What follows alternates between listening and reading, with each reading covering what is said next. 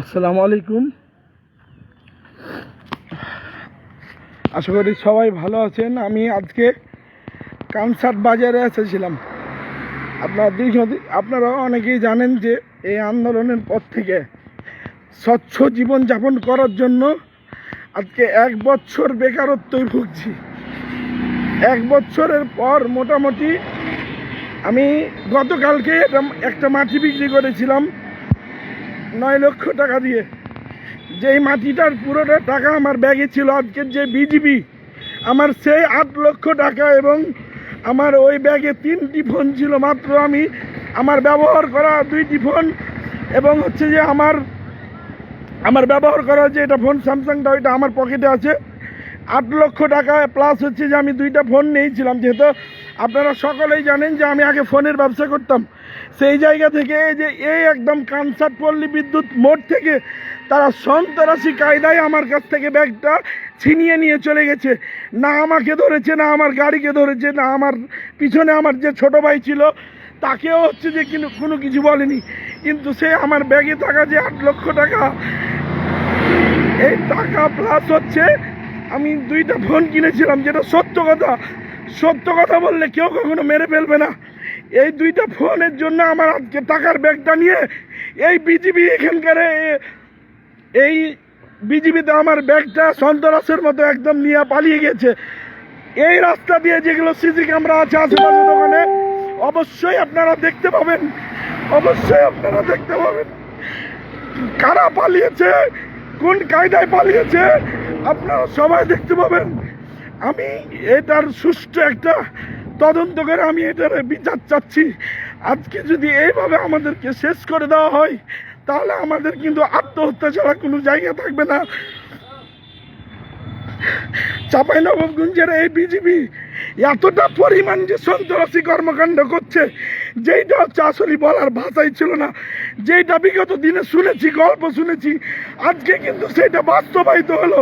সে আমার ব্যাগে, আমার টাকার ব্যাগটা হচ্ছে এখান থেকে তারা ছিনিয়ে নিয়ে গেছে।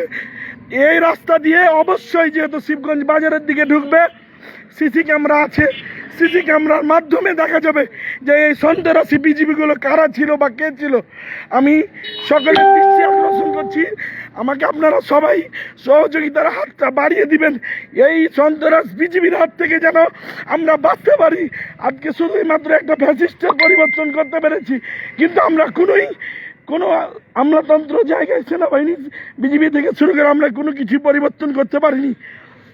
আমার সকলের কাছে একটাই দাবি, আমার এই যে টাকার ব্যাগটা তারা এভাবে সন্ত্রাসী স্টাইলে কানসাট পল্লী বিদ্যুৎ মোড় থেকে ছিনিয়ে নিয়ে পালিয়ে গেল বিজিবিতে। পোশাক পরিত বিজিবি, তারা প্রত্যেকেই পোশাক পরে আছে। এই রাস্তা দিয়ে অবশ্যই কোনো না কোনো দোকানে সিসি ক্যামেরা লাগা আছে, সেইখানে চেক করলে পাবেন। এবং আমি প্রত্যেকের মুখ একদম স্বচ্ছভাবে স্পষ্টভাবে চিনি।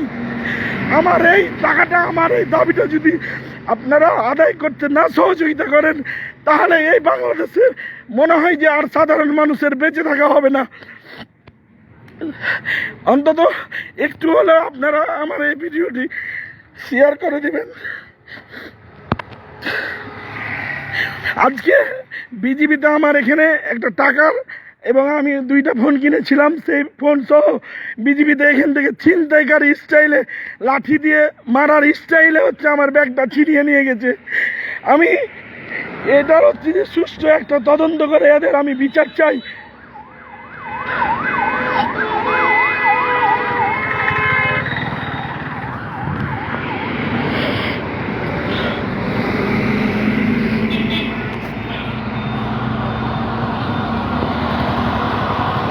আমার এখানে 8 লক্ষ টাকা ছিল। আমি যেই টাকাটা কালকে আমি একটা আমার শখের মাটি ছিল, যেটা আমি বিক্রি করেছিলাম যে একটা ব্যবসার জন্য, অন্তত এই জায়গাটা বিক্রি করে একটা স্বচ্ছ জীবন যাপন করব, সেই জায়গা থেকে কালকে আমি আমার মাটিটা রেজিস্ট্রি দিয়েছি, এবং সেই ব্যাগে আমার টাকা এখনও ধরা আছে।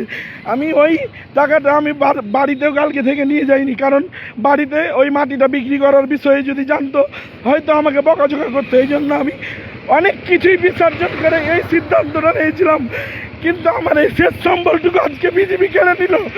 আমি আপনাদের সকলের কাছে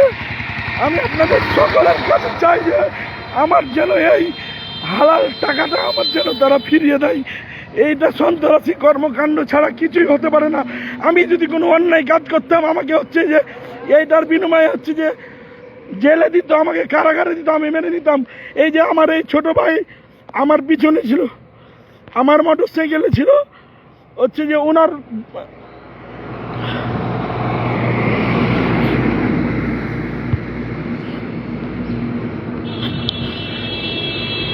ওনার কাঁধেই সেই ব্যাগটা ছিল, যে ব্যাগে ছিল আমার টাকা, কালকের মাটি বিক্রয় করা কালকে সেই টাকা।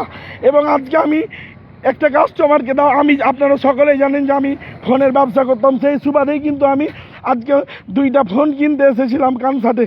আর এভাবেই কিন্তু মানে এটা একটা উদ্দেশ্যমূলকভাবেই কিন্তু তারা এই চক্রান্ত করে আমার কাছে এইটা ছিনতাইকারীদের মতো করে আমার কাছ থেকে এটা ছিনিয়ে নিয়ে গেল। এই যে আমার এই ছোটো ভাই, তার ঘাড়ে হচ্ছে